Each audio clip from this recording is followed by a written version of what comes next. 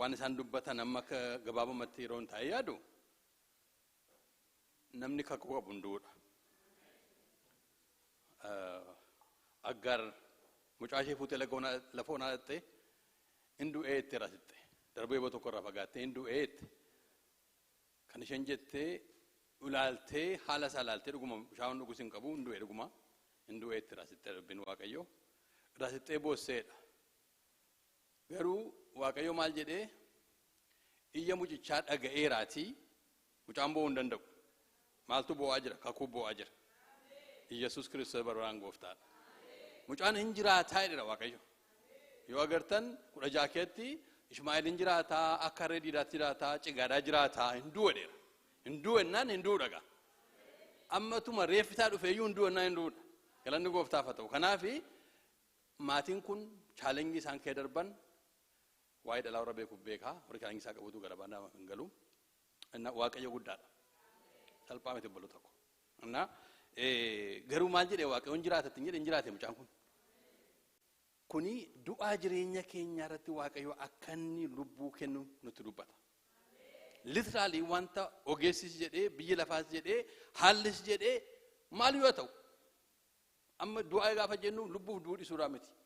Jireenyi biyya keenya, siyaasi biyya keenya, deemsi waan baay'een du'aan fakkaatu. Maaliif du'aa kana jedhu from time to time waan gada deemu hundumaatti abdattu.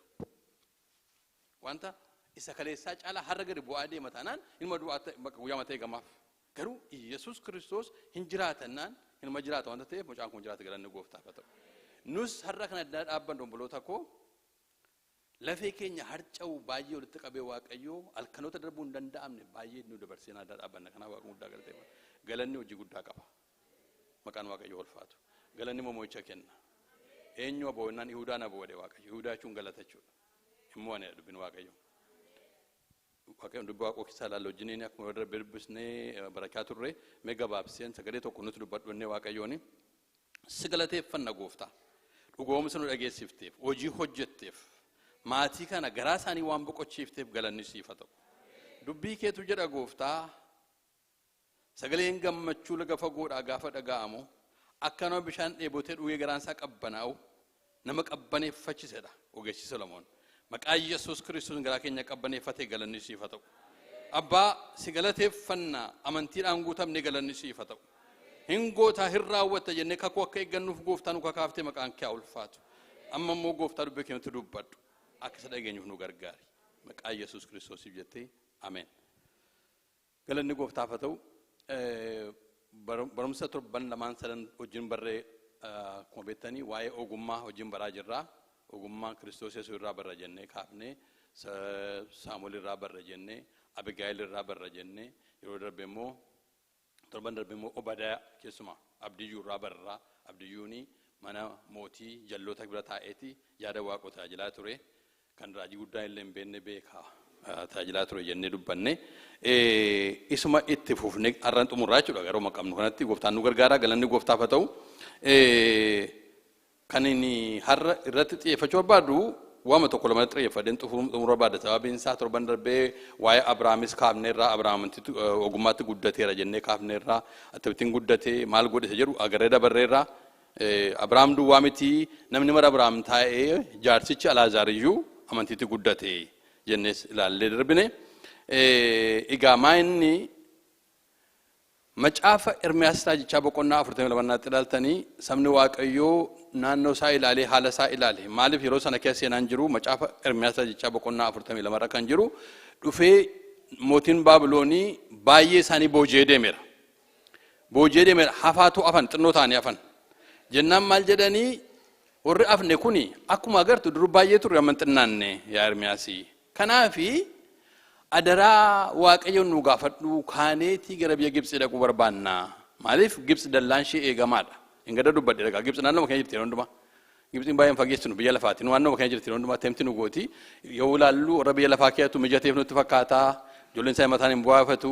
Barumsatti balaadhaa maaloodhaa nagaa fi dhaangutamaa jiraan bara keenya guutu. Akkuma kana gaanni kuni Israa'el kan rakkachaa ture. Israa'el kan qorkanaa ture Gibxiidha. Bukkee teessee mijataaf Israa'el immoo waaqotti bulti mijatuuf maa innitti. Amma naan maaliif itti kottu nu gargaaru nu kadhadhu waaqayyooni gara Gibxii dhanneeti lafa dallaa qabdu lafa jireenyi jiru annaa ennaan waaqayyoon isiniin kadhadhaa gaaris ta'e hamaas ta'e hin fudhattu ennaan gaaris ta'e hamaas ta'e nuun dhageenya jedhani tokko tokko eega murteessine kadhachuun gatii hin qabu akka bara ammaatti already tiketa kutatanii shaanxaa qopheeffatanii waaqayyoon gaafachuu jechuudha yookiin immoo eega haadha manaa kanaa fuudheeranii fuudhuu isaanii murteeffatanii booda waaqayyoon chaappaatti gochiisuu jechuudha hin hojjetu ennaani waaqayyo guyyaa 10 tursi beeka waaqayyos waan ta'eef hin obsani shaanxaa qopheeffatanii guyyaa 10 tursan guyyaa 10 booda Ermiyaasitti meennaa Ermiyaas dhufee ilaa ani asumatan sin jiraachisa sin eega dallaa ishee ilaaltanii jireenya ishee ilaaltanii deemina yoo deemtan garuu billaaf beelatin dura bu'aa jedheen waaqayyo maayidhan beektu Ermiyaasin sobdaana for the first time takka jedhanii beekan Ermiyaasin sobda kana kan sitti mee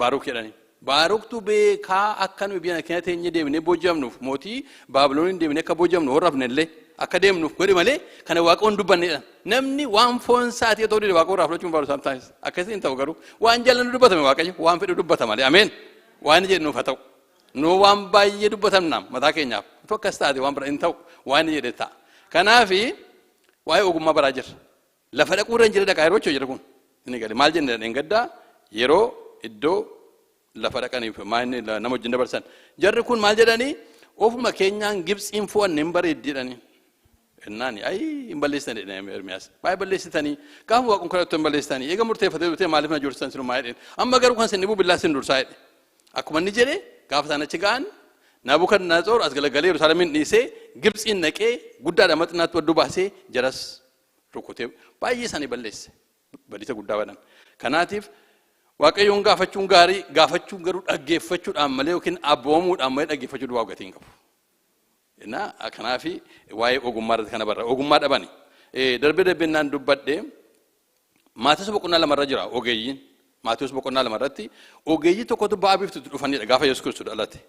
Beetlehem Yihudaatti akka dhalatu akkuma beektan raajii kee dubbatameera. Innaa Yesuus Kiristoos dhalate nama barbaacha dhufan. Jarri kun ogeeyyiidha. Isaan kan akka laalluun barbaada gaashaan.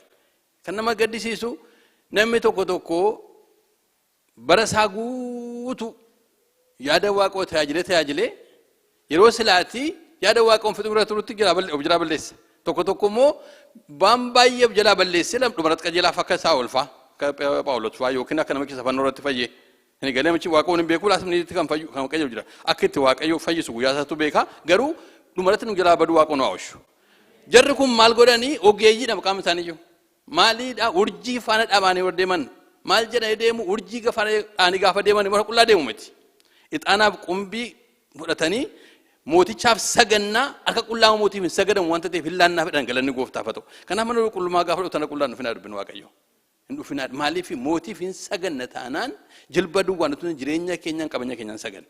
Kanaaf waan qaban hundumaa qabatee dhufan jirbin waaqayyo. Gaafa dhufanii Beetlehem Yihudaa ga'anii maali gaammi akkas ta'e manoo nama waaqa budhaata malee gandatti dhalataadhaan hin dhiisan. Agartanii ogummaa isaatti akkatanii gaama. Achi ga'aniiti urjiidhaan mi'eetti dhalatachuu dhiisanii ilaallaan manni gaariin mana Heroodis jira mana mootii jira mana mootii dhaqan. Amma gartuu lafa fagoo deemanii dhufanii laasumniitti irraa goran. Kun jechuun mana baatanii ulaa dhufuuf kaatanii egziitii miisii gochuu jechuudha. Amma kana gaazii gubdee maal jettee fixxee si jalaa badee rooftu disbiin waaqeffatee galata taanaan ol jedha dabartee jechuudha. Kanaatiif jarra amma kana deemanii dhufanii mana Heroodis dhaqanii mootiin Yihuudootaa inni dhalate eessatti dhalateedhaan jedhamichi mootiin dhalatee hin beeku seenaa keetti mootii Yihuudootaa ta'e kan dhalateennaan Heroodis hin raafamee Yerusaalem guutummaan hin raafamtee dubbin waaqayyo. Kana yeroo hin jechaa jiru Maatiyus boqonnaa lama dubbiftan argattu achirra jira dubbiin kun. Innaan kanarraa kan ka'e namtichi maal jedhee dhaqaati jedhe sagadaa fi kottaa natti maal dhaqee sagadaa jedhe. Kechuun isaa dhaqeen balleessaa jechuudha. Ammas waaqayyo waan isaan geggeessee waaqorra dhagaanii dhaqanii isa akkuma dubbii waaqoo jedhu iyyatti argan dallaa horii keessa dhaqanii arganii lafa dhalachuu malutti dhaqanii arganii inni galagalee maal jedhe namootaanii beektota gaafate maayin wanta akkasii jira innaan eeyyee jira Macaafa Mikiyaas boqonnaa 5 keessatti Beetlehem Yihudaa ishee xinnoo keessatti akka dhalatu dubbatameera yeroo Macaafa beekan bakka akka isaan jarri kun nutti agarsiisu gaafalee banaan ajjeessa jedhee garuu eegasirraa kan ka'e maal godhe dubbiin waaqayyo ijoollee fixe ijoollee waggaa lamaa gadi fixe namichi Yesuus hin barbaachaaf jedhee. Yoo ammoo irra teessanii dhaggeeffattan nan beeka dubbii waaqorra beektan maal nu raajiidhaa jechuu dandeessu raajameera already Ermiyaas 31 irratti akka ijoolleen dhumtuu dubbatameera. Garuu raajii hamaan nama waaqootti raawwachuu hin qabu. tini galee ejentii ta'uu hin qabnu badii isaaf nuti sila maaliif namni ogeessi badiidhaaf ta'uu hin qabu nama kan biraan raawwachuu danda'a ijoollee fixuun hin hafu nama biraan garuu sababa ijoollee fixuu kan ta'an garuu ogeeyyiidha waaqa nu hawwachuu kanaaf ogummaan barbaachisaadha. Akkuma isin jedhe egaa yeroo maqabnu keessatti sa'aatii mukeenyatti danda'u dubbadha. Sakannan isa amma fakkeenyaa fi dhengada gaafa dubbanne waa'ee Saa'ol.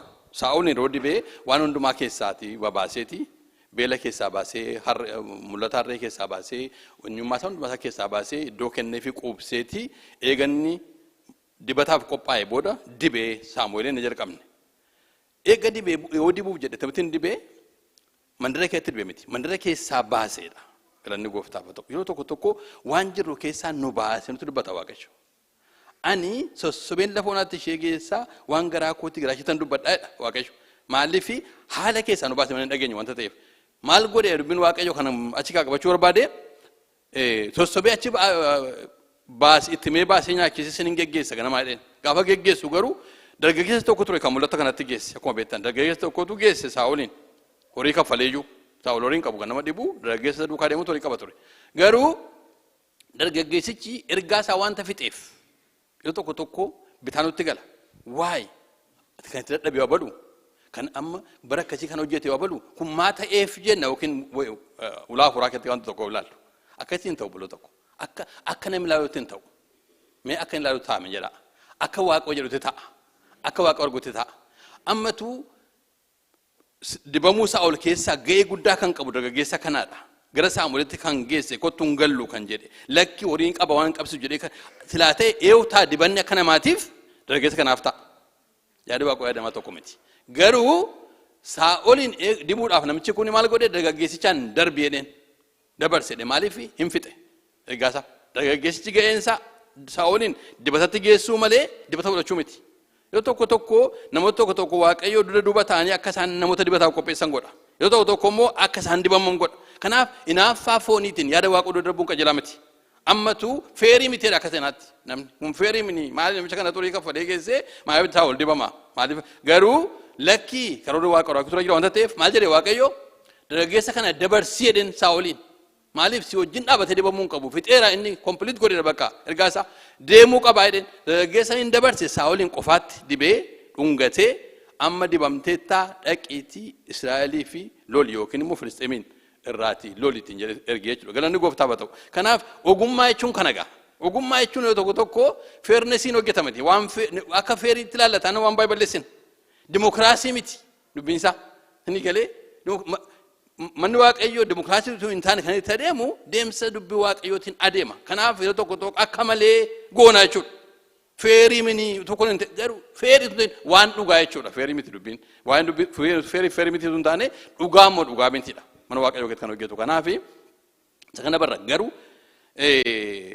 maal gochuun barbaadeessa kan akkamatti nan darbee nama tokko nama Waaqayyo ogummaa kenneef nama Waaqayyo guddise kan duwwaan itti dubbachuu barbaada sababiin isaa waan baay'ee dubbuun barbaadu Yohaannis jechuun ayyaana Waaqayyo jechuudha maqaan isaayyuu Yohaannis jechuun ayyaana Waaqayyooti ayyaana Waaqayyooti Waaqootti guddate galanni gooftaaf ta'u namatti hin taru Waaqayyo maqaan isaa ayyaana Waaqayyooti Waaqootti guddate Yohaannis kun isa kamii ilmaan Zabdewoos lamaan keessaa tokkodha Yaaqoob fi Yohaannis nama lama isaan lamaan yoo gara jalqabaatti agartanii tokko umrii dargaggeessa ergamoota gooftaa keessaa Yohaannis lammata immoo gara jalqabaatti yoo agartan innis obboleessaa Yaaqoobis bitaan mirga gaafatu turan Yesuus Kiristoos jarri kun bizineesii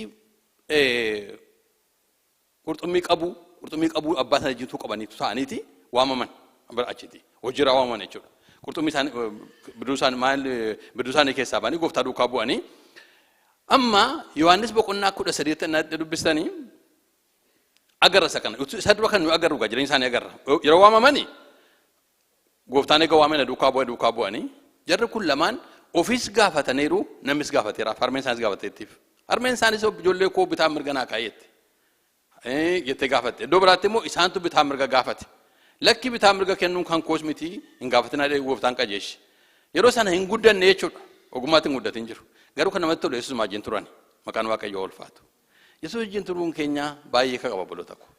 Yesuusin dhiisuu yoo dhiifne wallaluma keetti naafnu. Har'a dogoggoruu dandeenya Yesuus ma duukaa oollee ogummaadha waan ta'eef ogummaarraa baraa deemna.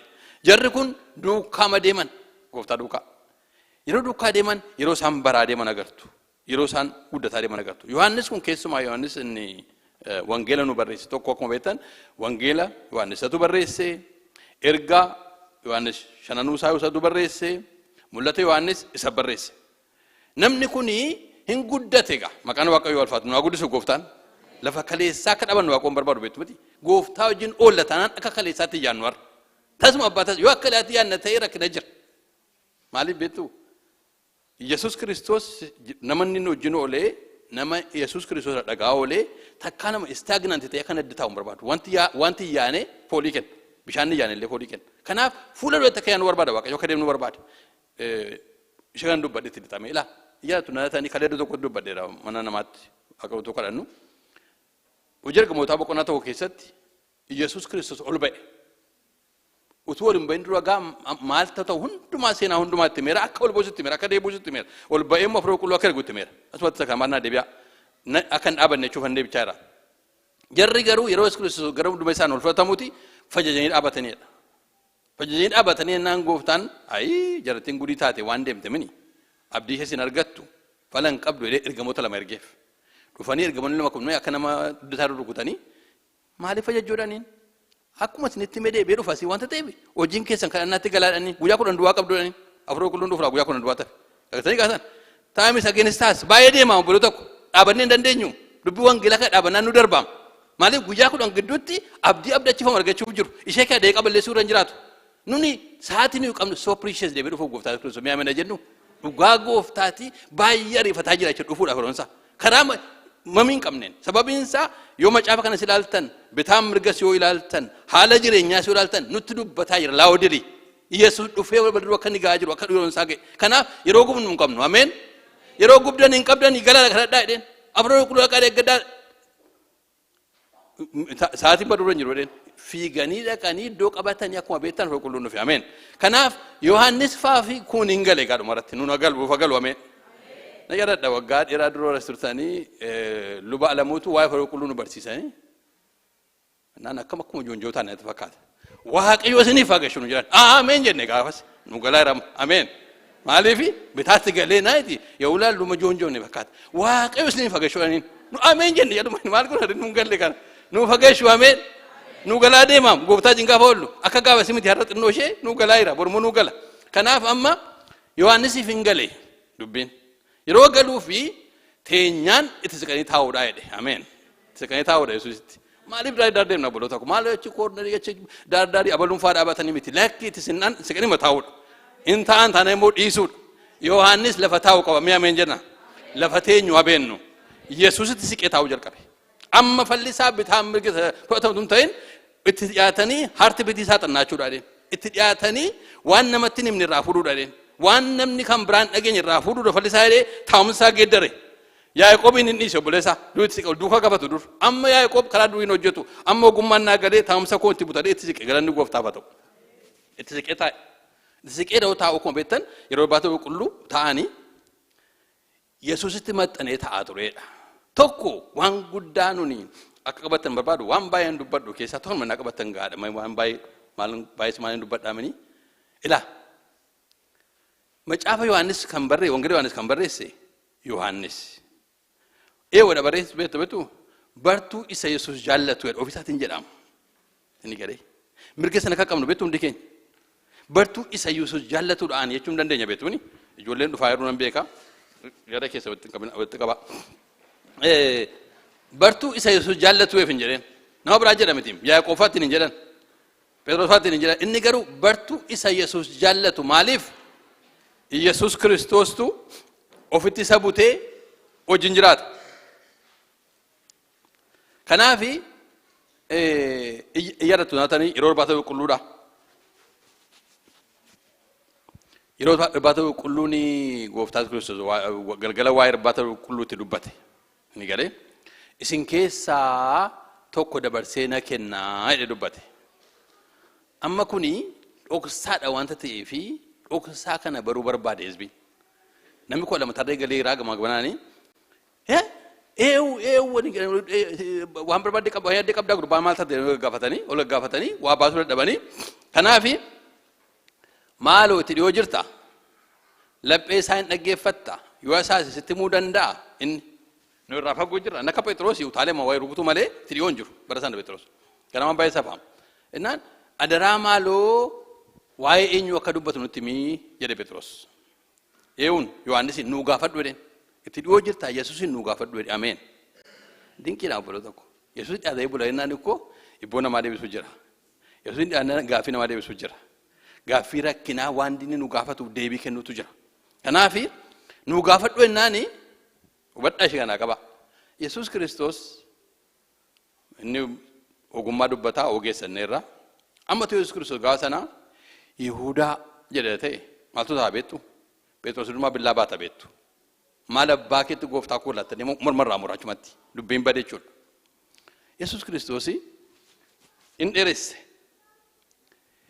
inni dabarsee na kennu jedhe maalaa isaa jedhu afaan isaarra lakkaa barbaadan isaan isa naa wajjin qodaan cuuphadhu kee cuuphatuudha jedhe haadha ishee konfiyuunitti gadhiise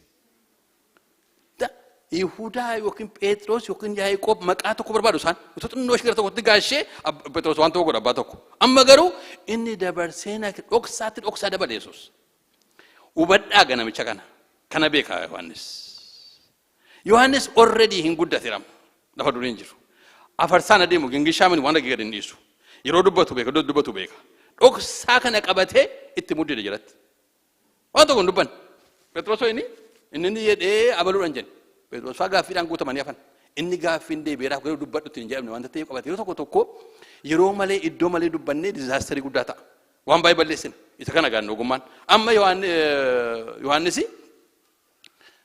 yeroo gooftaan itti dubbatu dhageera Yihuudaa hojii kee hojjettaa jedhee dubbachuun kan saaminiin dhiisee Yihudaan ergasii gadi ba'ee jedha inni gadi bu'u namoota kamaa isaan beektu namoota kaanii waa bituu dhaqeedhaan dumana waa dhaqee waa bitee waan ta'eef Yohaannis garuu akka inni gurguruuf gadi ba'ee beeka boloo tokko abeet yeroo Waaqayyoo keessa nama gashu yeroo Waaqayyootti nama butu waan namni hin baanne baattum Maariyaam gadameessa ishee keetti waan namni hin baanne baatteem waan bara sana keetti hin baatamne baatteem yeroo Waaqayyoo waa isin keessa kaa'u fayyisaa jireenya namaa waan jireenya namaa fayyisu dhugaa jireenya namaa fayyisu kaa'u iddootti baaftan akka itti baaftan namatti himtan qabdu inni gadee amma iddoo kanatti Yohaannis utuu akkitti facaaseeti waan ta'u beektu amma hin facaafne hin dhiise maal godhe jechuudha galfata nama baatu ameen Waaqayyo nama galfata baatu nuun haa godhu Waaqayyo ogeessitti galfata kenna attatti galfata baate Yohaannis gatu mul'atan fide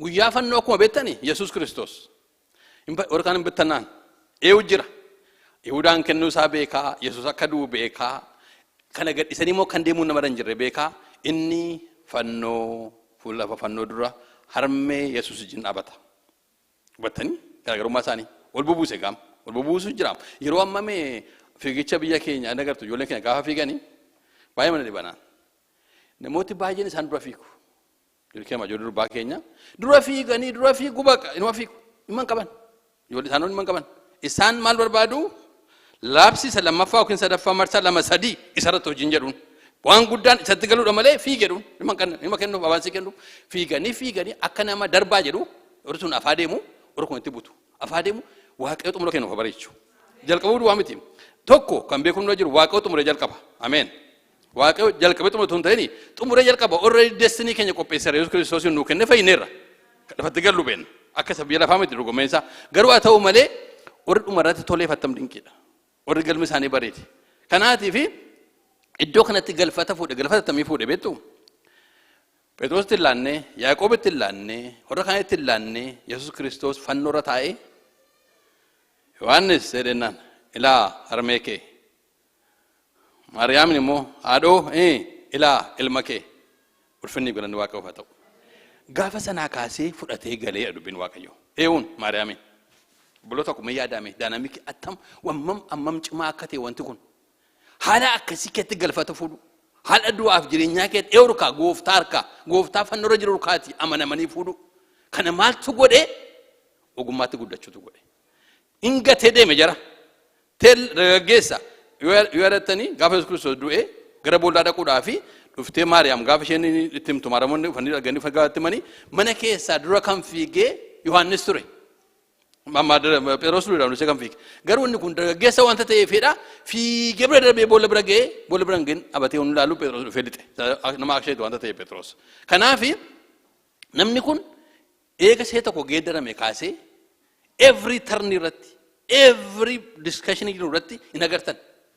Kanaafiti waa'ee du'a gaafa dubbatu gooftaani inni kunoo jedheen isaan dhibee gargar baa dhufe jechuudha maqaa gargar baasaan gooftaan galanni gooftaaf haa ta'u akkuma isin jedhee iddoo tokko gargar baasa wanta ta'eef Phexros waa'ee isa kanaa mo'atameenaan yoo ajiraatu maal si dhibee dheen gooftaan hin duumiti ajiraatu maal jechuudha amma dhumaatti mul'ata fuudhee akka inni gara gooftaa booda dhaqu Yesuus Kiristoos beeka ture hunduma isaanii keessaa dhumarratti kan du'e jaarsa ta'e kan du'e mul'ata amma ammaatti nuuni ganaa dhufuuf jedhu eenyu kan nu barreesse eenyu nama gaafa sana galfata fuudheedha ameen namni ogeessi galfata fuudhaa jechuudha waa'ee galfataa tarii ijoolleen warri bara dargaggoonni seenaa hin beektan ani mucaa jaarsa isaatti guddateedha akayyuu jaarsa guddate kanaaf nan beeka baay'ee maa inni nutti mu baay'ee galfata gaafa fudhanii baadiyyaadha gaafa fudhanii gabaa dhaqanii bituu dhaqanii walitti makan horii namaa walitti hidhaniiti milkatatti godhu yookiin waan milkatatti godhu walitti makamu wariin tokkuma garuu walitti mattu horii namaa qofaatti keessee fidde lakkooftii itti kennuu qabdaa sin jedhu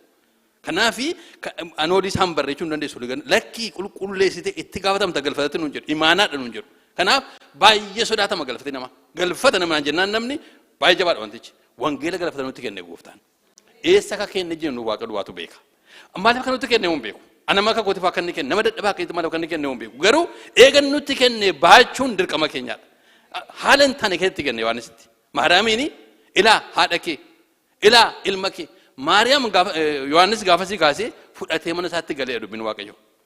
Sin dibu Maariyaam fudhatee galee machi dubbisuu dandeessu. Maariyaamiin lafa fannoo sanaati Yohaannis mana isaatti fudhatee galee gaafasii kaasee wajjin jiraachuu qabee dubbin Waaqayyo. Gaafa inni nutti kenne kaafne wajjin jiraachuu qabna ameena jennu. Ulfinni gannu maaliin isa kana gaa'ummaan keenya. Isa kana wajjin gaafa hundumaa jiraannu bakka nudhannetti rakkinatu hin ta'in hiikamata. Bakka nudhannetti namooti gaaffiin gotamu hin ta'in gaaffatanii deebii argata. Bakka nudhannetti nama walitti rukunnatu hin ta'in namatti walitti qabna. Yaada Waaqayyoo tajaajilla. Galagallee gaafa ilaalu ittiin gaabbinu. Kanaaf saba Waaqayyoo maal nu jechaa Waaqayyoo ogummaatti guddaadha. Nam beekaa namoonni harka kuma na caaltan asirra jirtan. Garuu istiil kan keessanuu ga'aa miti jechaa nu jira nutti batera Waaqayyoon hin gadda. Ammayyuu guddadhaa'edha. Maalitti beektu inni kaani obsatti guddata. Inni kaani kennuutti guddata. Inni kaani amanamummaatti guddata. Inni kaani gadi jechuutti guddata. Waan itti guddanne hin qabnu sababii isa ija hojii hafuuraa daariin qabu waan itti guddatan. Guddannee namni fixeen jiru guddate. Yeroo darbe dubbadheera. Sagaleen burruusaa, sagaleen qottoo rukuttaan mandara keenya keessaa immoo dhagaama waan jiruu fi sichi hojjetamaa waan jiruuf gaafa hojjetamnee raawwannu duwwaadha. Raawwannaan immoo wantoota bishaan mana qulqullummaa keessaa gaafa burqee gulubii, jilba, mudhii, morma ga'ee daakaa malee hin danda'amne dhabni. Amma mudhii ga'uutti deemuu hin danda'ama. Eega daakaa ta'e garuu gara gooftichaatti olee chaadha. Inni galee ishee lafaa kana gadhiisaa deemna jechuudha. Yeroo guddataatti maal akka handaaqqoo gadi kutkutuun akka ji'oo biraa ol. Meenuu haa guddisuu gooftaan. Ogummaa kanaan dheebottu nuu kennaa gooftaan. Dhugaan isiniin jedha kophee keenya geeddaraa kophee wangeelaa. Ilaalcha keenya geeddaraa. Waan maxxanuu irraa qabuu dhiifneeti lakkii kanaaf waamamne waan guddaa jira jenna. Yeroo sana bitaa mirga dha'uu ana caalaa si caalaa inni isanim Yaaqoobbaa Yohaannis faan isanim ana caalaa si caalaa ni nafi Yesuustu caalaadhaan. Yesuus immoo hin caalta kana caakee hin naannee garanni gooftaaf haa ta'u. Ogummaa guddachuun kanaadha. Ana caalaa si caalaa bitaa mirga qabannan waan akkasiin jiru Yesuustu caalaa baree booda dhumarratti amma dhumaatti galfata fuudhe. Waaqayyo maal nuun jechaa jira? Waldaa kana guddisuu barbaada. Dhugaa gooftaati guddisuu barbaada. Waldaan namoota bulu tokko biildiingii isaa miti. Bakka wanta dhiisuun nurra jiru jira. Waan dabarru jira. Nu ceesisi kilaasii keessallee namni hundumaa tolaan torba kufaa torba kaa'innaanii tolaan barumsi hin galuufi jedhee gammee gaafatu. Namni tolaan torba kaa'innaanitti mucaan galee barumsi hin galuufi jedheen. Warra barumsi hin galleef hin taanu hin ceena ameen. Torban kufnu gaanuma dabarranii barengadaa kufne arbaa nagaru chitti hin kufnu. Lafa barengadaatti hin kufnu woxinaa dubaatti kufna malee. Ceenellee kufna malee. Kanaafi gooftaan maal nu jechaa jira akka waldaatti ogummaa kootti guddadha. Ogummaan immoo kiristoonatti guddadha. Yeroo wanti guddattanii wanni isin tololtanii geeddaramaa deema. Mata duree keessattuu geeddaramaa deema. وان نمبر 1 كده نمبر 2 فاتا بقى وان نمنتي مراتو ما انكوني تفچو تدفع مالي في اكبشان تشارو نمولدو ولا فانتررو تو افايچو نغديسا واقولا فكنا مين اسيتنا من سلات زومبانا انا فواقيون غدا غلتفنا واقيو سدغين نو فايبسو اوغماتن ناغدسو غبامت اوغما قبا كريستوس اوغما كنيا كريستوس كريستوس يسوسين اوغما كنيا نوف غدي لمني قونتوس داتو كوسو دبرت كناف غلتفني تمر مكان واقيو الفاتو يسوس كريستوس بربران غوفتادا هاليلويا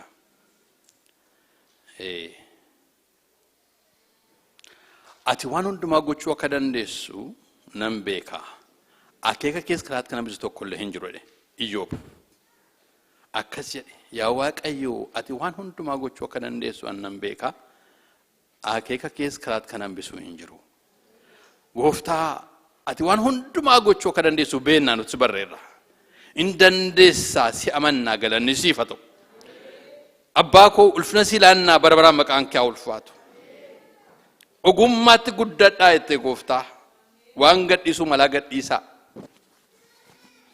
waan qabachuu malaa qabadhaan jechaarta gooftaa maqaa Yesuus Kiristoosin akka dhuunfaatti akka maatiitti akka waldaatti akka biyyaatti illee waan gadhiisu nu jiru akka gadhiifnuuf nu gargaar maqaa Kiristoos Yesuusin sitti yaa Waaqayyo waan biraat guddachuu hin danda'ama sitti guddachuutu adda sitti guddachuu nu barsiisi maqaa Yesuusin mandaruma kaleessaa keetti maquma kaleessaa keetti aasaama kaleessaatiin mata duree makaleessaatiin nun baasin qabda waan haaraa maqaa Yesuusin waan haaraa gara keenya kottu tokko keenya ijaare lubbuun sagalee kana dhageesse mana teessee as teessee sireera ciiftee fayyaa taatee utuu adeemtuutu oftu dhageesse gooftaa abbaa ansin kadhadhaa iji ishee banamuu haa jalqabu ogummaan ija namaa bantii iji ishee banamuu haa jalqabu maqaa Kiristoos Yesuusin ogummaan gati jabeettiidha isa qabachuu haa jalqabdu waan tuffachuu mala tuffachuu haa jalqabdu waan jaallachuu mala jaallachuu haa jalqabdu garbichi kee Yohaannis sitti maxxanuu haa jalqabdu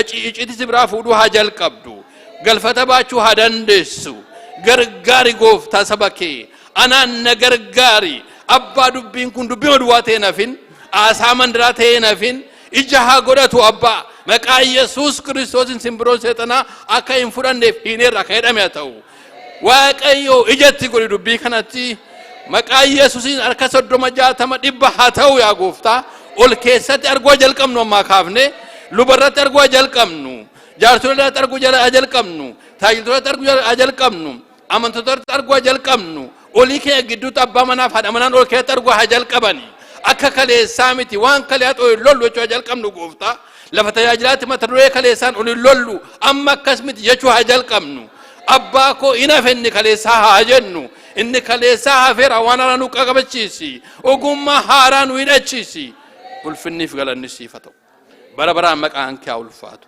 alaa gooftaa waldaa kanaaf yaa Waaqayyo saba kee gooftaa dura bu'ee Waaqayyo iddoo banaa jiru Waaqayyo namatti barbaadaa jiru kool komiteen si kadhachaa jiru abbaa ogummaa isa amma jennu kana kenniif ogummaan amma jennu kun kool komitee kanaaf haa kennamu ogummaan kun saba kanaaf haa kennamu nama barbaadu moo hojjedhu as baasi goofta Asteer sukkumamtee eega raawwattee as baate hojjetamu namni dhufu yaa Waaqayyo hojjetamaa isaa nuu kenni Yesuus waan sagalee biraa dhaga'uun dhageessituun ta'in waan foolii kee qabu waan kan kee kan jedhee kan kee ta'ee urgaa'u waan gooftaa bara kanaaf yeroo kanaaf nuu qopheessite hin fudhannaa nuuf kenni Yesuus maqaa Yesuus Kiristoosin kan kee nuuf kenni ati qabdaa gombisaa kee keessaa baay'ee qabdaa maqaa Yesuus Kiristoos saba keef kan qopheessite